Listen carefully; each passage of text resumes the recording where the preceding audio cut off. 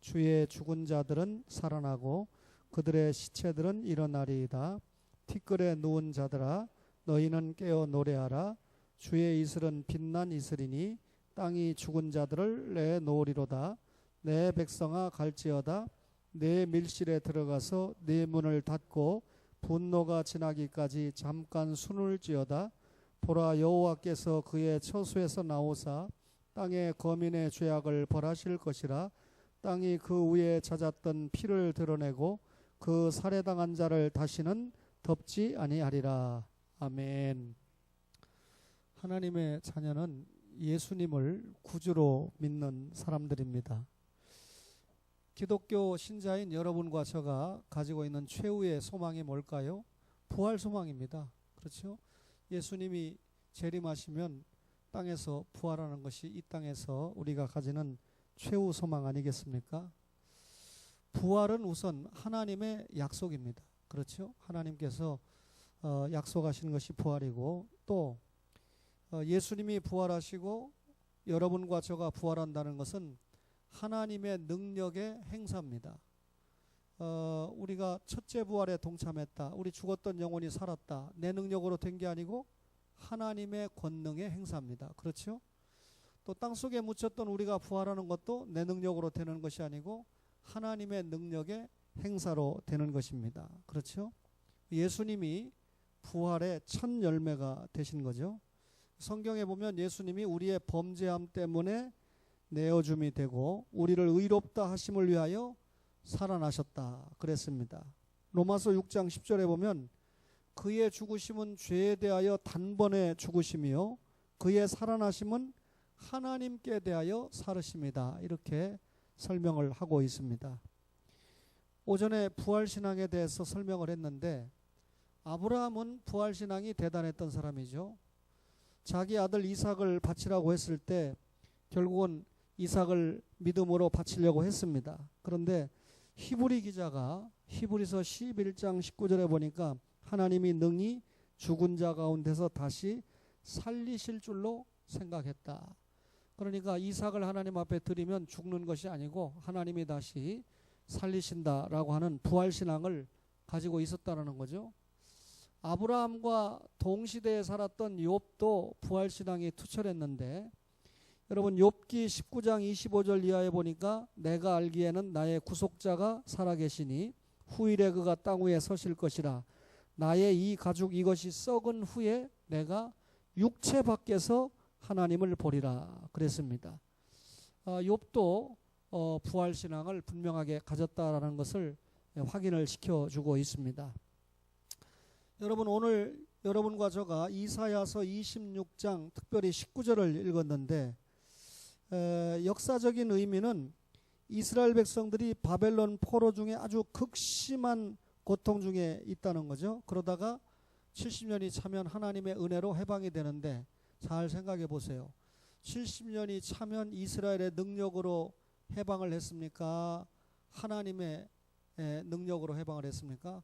하나님께서 고레스가 세계 정권을 잡게 했는데 고레스가 이스라엘을 놔줄 이유가 하나도 없거든요.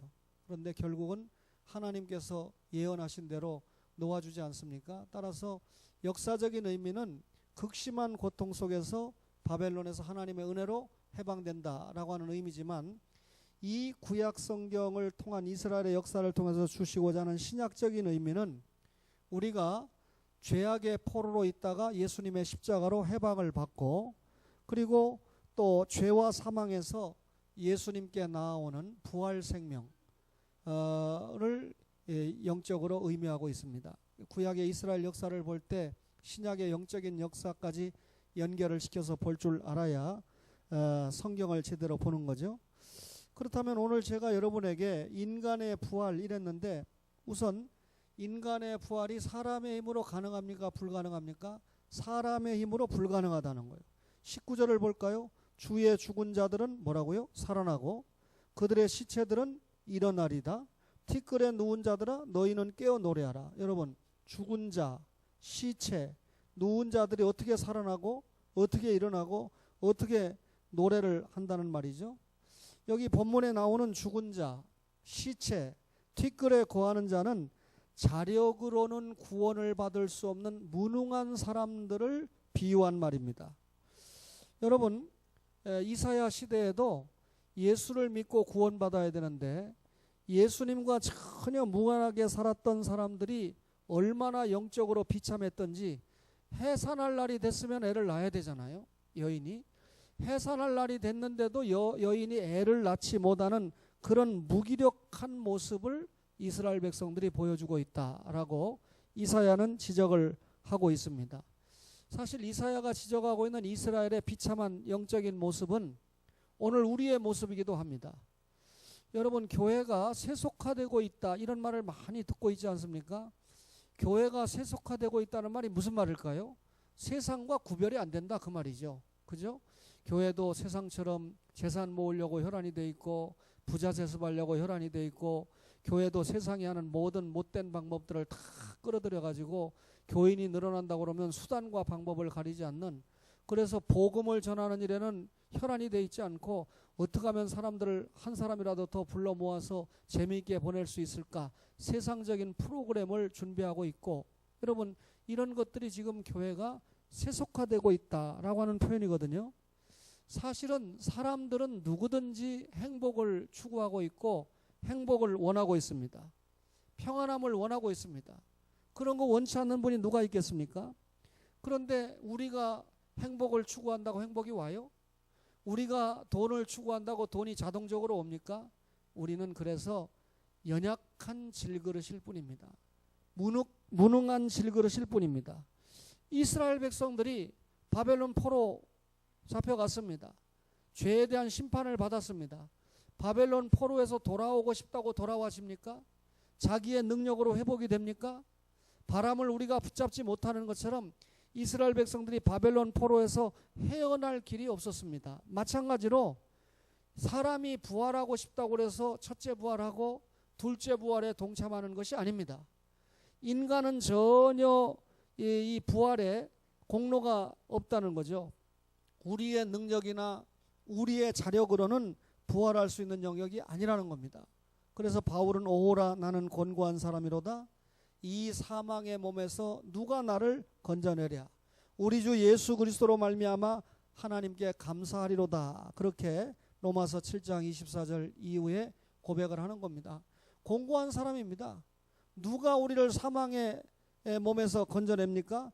하나님 외에는 건져내실 분이 없어요. 하나님께서 예수님을 십자가에 죽이시고 예수님을 사흘 만에 부활하게 하심으로 말미암아 우리의 죄를 용서하고 영원히 의롭다 하신 겁니다. 따라서 첫째 부활이든지 둘째 부활이든지 인간의 능력으로는 불가능하다라고 하는 것을 인정해야 됩니다.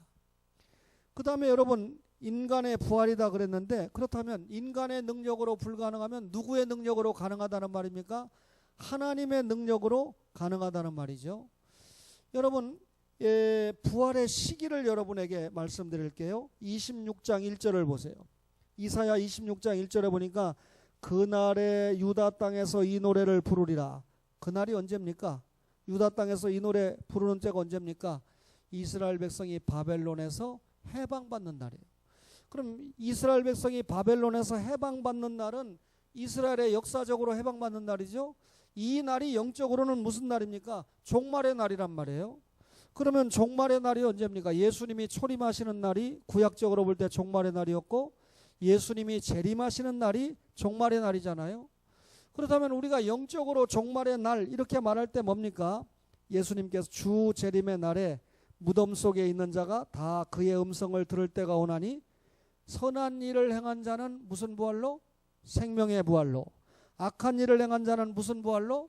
심판의 부활로 나오리라. 그러면 선한 자는 예수 믿는 사람입니다. 악한 자는 예수 안 믿는 사람입니다. 그런데 이들이 언제 부활을 합니까? 예수님께서 재림하실 때 부활합니다. 그렇죠? 여러분, 그러면 부활의 시기가 언제입니까? 첫째 부활의 시기는 우리가 잘 몰라요. 그러나 둘째 부활의 시기, 예수님이 재림하실 때입니다. 부활의 대상이 누구일까요? 누가 부활합니까? 오늘 26장 19절을 보세요. 주의 죽은 자, 그들의 시체들, 티끌에 누운 자, 살아나고 일어나고 깨어서 노래한다. 이렇게 말씀했죠. 여러분, 여기 주의 죽은 자들은 누구를 비유한 거냐면 바벨론의 포로로 끌려간 이스라엘 백성들을 비유한 겁니다. 그러면 선민들이 포로 생활하면서 엄청나게 신음하고 있죠. 그런데 여러분, 그 날에 하나님께서 고레스를 세운 그 날에 바벨론의 포로로 끌려간 이스라엘 백성들이 어떻게 합니까? 돌아옵니다. 마찬가지로 여러분, 예수님께서 재림하시는 날에, 그 날에 예수를 믿었던 신자든 예수를 믿지 않았던 불신자든 부활합니다. 아까 생명의 부활과 여러분 심판의 부활을 설명을 했는데, 여러분, 그리스도의 밖에서 살다가 죽은 사람들, 전혀 예수 믿지 않고 살다가 죽은 사람들도 부활하죠. 그 부활은 무슨 부활일까요? 영생의 부활이 아니라 영벌의 부활이죠. 영원히 벌받는 부활이죠. 그런데 지금 진위를 확인해 봐야 되지만 프란체스코가 지옥에 가는 게 아니고 그냥 영혼이 소멸돼 버리는 것보다, 사람이 죽으면 영혼과 육체가 그냥 소멸되고 없어져 버리는 거다. 지옥 가는 게 아니고 대신 예수 믿는 사람은 영혼과 육체가 천국에 간다. 그런데 또 오보다 이런 얘기가 나오니까 조금 더 지켜봐야 되겠지만, 어쨌든 천주교에서는 얼마든지 할 수 있는 말이에요. 왜냐하면 표준이 성경이 아니니까. 언제나 저들이 말하는 게 교황이 하고 싶은 대로 하는 거고, 그죠? 제사 지내면 안 될 때도 있고, 제사 지내도 괜찮을 때도 있고, 자기 멋대로니까요. 독신으로 살아서 독신으로 살아야 될 때가 있고, 또 독신으로 안 살아도 되는 때도 있고, 그죠? 또 이 마리아를 숭배할 때도 있고, 안 해도 될 때도 있고, 이 역사가 계속 변해요. 성경을 금서목록에 넣을 때도 있고, 또 풀어줄 때도 있고, 지멋대로 아닙니까? 여러분, 역사를 더듬어 보면. 그러니까 그런 말 할 수 있는데, 여러분, 예수 안 믿고 죽은 사람은 부활할 때 영벌의 부활입니다. 예수 믿고 죽은 사람은 우선 첫째 부활, 중생에 동참했으니까 둘째 부활에도 동참하는데, 그 부활은 영벌의 부활이 아니고 무슨 부활이죠? 영생의 부활입니다.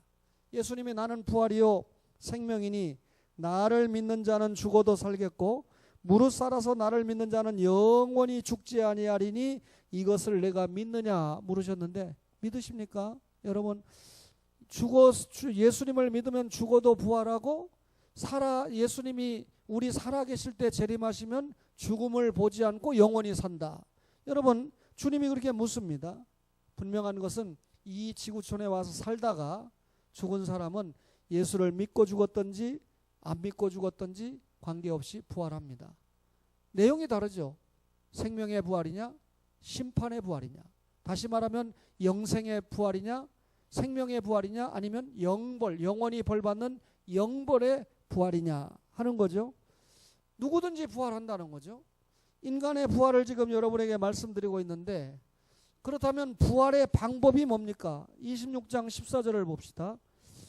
이사야 26장 14절에 보니까 그들은 죽었은즉 다시 살지 못하겠고 사망하였은즉 일어나지 못할 것이니 이는 주께서 보라여 그들을 멸하사 그들의 모든 기억을 없이 하셨음이니이다. 그랬습니다.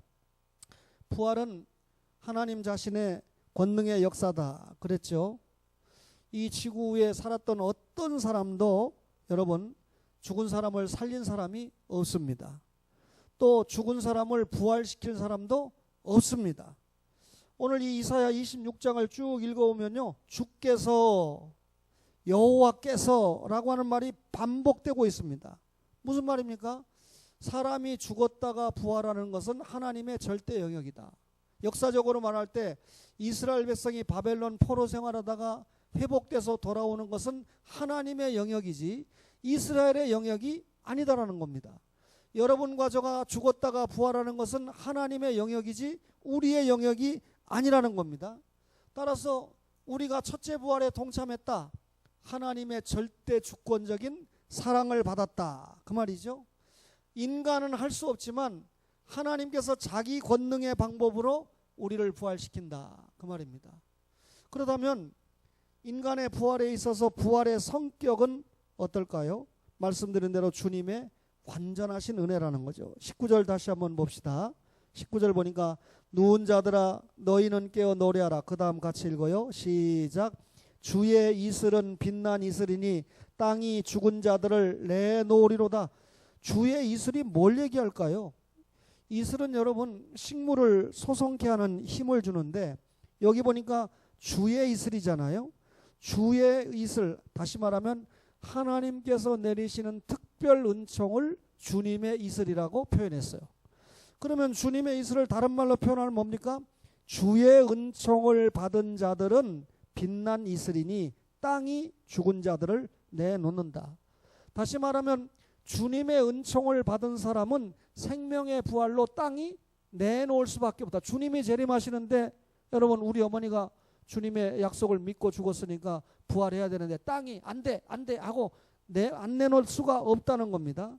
주님의 은총을 받은 자는 반드시 부활한다는 것이죠. 성령 충만했던 베드로가 너희가 겁없는 자들의 손을 빌어 못 박아 죽였으나 하나님께서 사망의 고통을 풀어 살리셨으니 이는 그가 사망에게 매여 있을 수 없었습니다. 너희가 죽였지만 하나님이 예수님을 부활시켰다. 그 예수님이 사망에게 매여 있을 수 없었습니다 라고 베드로가 설교를 했습니다. 여기서 여러분 한번 정리를 해봅시다. 예수님은 아담이 범죄했을 때 여자의 후손으로 약속이 됐어요. 남자의 후손이 아니고. 무슨 말이죠? 성령 잉태로, 남자의 씨 도움 없이 성령 잉태로 온다. 다시 말하면 죄 없이 이 땅에 온다, 그 말이죠. 예수님이 죄 없이 사람의 몸을 입고 이 땅에 오셨습니다. 그런데 예수님께서 부활 이전에 똑같이 배고픔을 느끼셨죠? 피곤함을 느끼셨죠? 주무실 필요도 있었지요? 예수님에게 고통을 가하면 예수님께서 죽는 육체였습니다. 그래서 십자가에서 예수님이 죽지 않았습니까? 그러니까 부활하기 전에는 예수님께서 죄가 없었을 뿐이지 이 땅 위에서 살아갈 때 우리와 똑같이 배고프고 춥고 떨리고 아프고 죽는 똑같은 육신을 가지고 있었다는 겁니다. 그런데 예수님께서 사흘 만에 부활하시지 않았습니까? 어떤 현상이 생겼습니까? 요한복음 20장 19절에 보니까 닫혀있는 문으로 들어오셨습니다. 문을 열어주지 않아도 부활체니까. 사도행전 1장 9절에 보니까 하늘로 승천하시는 육체였습니다. 그 다음에 예수님께서 부활하신 후에는 누가복음 24장 16절에 보니까 엠마오로 가는 두 제자가 영안이 열리기 전에는 볼 수 없는 그런 육신을, 부활체를 입었습니다. 그러니까 예수님께서 확실히 부활하시기 전과 부활하신 이후의 육체가 확실하게 달랐지요. 그죠? 자, 예수님이 부활하셨지만 육체를 안 가지고 있었던 거 아닙니다. 육체를 가지고 계셨습니다. 어떻게 할까요? 의심이 많은 도마에게 예수님이 어떻게 했습니까? 손에 못자국과 허리에 창자국을 만져보게 하셨습니다. 그래서 도마는 예수님이 손에 못 박히고 허리에 창에 찔린 그 자국을 직접 손으로 만져보게 했습니다. 엠마오로 가는 두 제자와 함께 결국 음식을 같이 잡수시는 일로 말미암아 예수님께서 부활하셨다고 하는 사실을 확인을 시켜 주었습니다. 여러분, 성도들이 부활할 때 그 육체와 영혼도 현재의 것과는 너무 다릅니다. 여러분, 썩을 것이 불갑을 썩지 아니하실 것으로 부활합니다. 여러분, 우리는 구원받은 영혼이 문제가 아니라 육신이 문제잖아요. 그죠? 육신이 문제예요. 그런데 이 육신이 썩을 것인데 다시는 썩지 않을 것으로 부활해요. 영생체, 부활체로 부활하지 않습니까? 그 다음에 여러분, 육의 몸으로 심고 신령한 몸으로 다시 살 것이다. 그렇죠? 영생체, 썩을 것으로 심었지만 영생체로 다시 산다. 그러므로 여러분, 죽었다가 산다고 하는 부활신앙이야말로 성도의 산 소망이 되는 것이죠. 그렇죠? 참 이 시간에 어떤 분의 간증을 제가 들었을 때 자기 어머니가 뭐 죽었다가 사흘 만에 살아났다는 거예요. 근데 뭐 진짜 같기도 해요. 제가 그것까지 하나님이 하시는 일을 부인할 수는 없으니까 그 교회 담임 목사님도 때가 되면 그 간증을 하고 장로가 된 아들도 우리 어머니가 그래서 어머니가 죽었다가 3일 만에 부활했는데, 그러니까 부활을 직접, 내가 생각할 때 그 집이 너무 믿음이 없으니까 하나님께서 이 성경에 없는 이 땅의 역사 가운데 어머니가 죽어서 장례를 치러야 되는 3일 동안 숨이 떨어졌는데 3일 만에 살아난 거예요. 부산의 한 교회입니다. 그러니까 정말 그 가정에는 굉장히 큰 표징을 줬지만 믿음이 너무 없으니까 그런 표징을 보여준 거예요. 믿음이 너무 없으니까. 부활 좀 믿고 똑바로 해라. 근데 죽을 때까지 믿음이 없던 것 같아요. 여러분 목사가 의로운 고난을 당할 때 그분은 끝까지 거기에 서서 못된 짓을 했고, 그 다음에 지금도 끝까지 거기에 서서 그동안 뭐 헌금 좀 하는 줄 알았더니 교회 돈을 또 몇십억을 썼다는 거예요. 그래서 이제는 제가 그런 얘기 더 이상 하고 싶은 시대도 아닙니다. 그러니까 얼마나 믿음이 없는 최후를 지금 보고 있습니까? 이미 은퇴를 1947년생이니까 은퇴를 했어야 되는데, 작년에 은퇴를 했어야 되는데 은퇴도 안 하고. 성은 최 씨입니다. 거기까지만 얘기할 거예요. 그렇다고 여러분이 또 오해하기를 최 씨는 다 나쁜 모양이다. 최재희 전사님을 보면 전혀 또 안 그렇잖아요. 오해하시지 마세요. 여러분 오늘 인간의 부활에 대해서 얘기했는데, 정말 여러분과 저가 부활신앙을 분명하게 가지고 있다면 오전에 마지막 들은 대로 주의 일에 더욱 힘쓰는 거 그거 외에는 없습니다.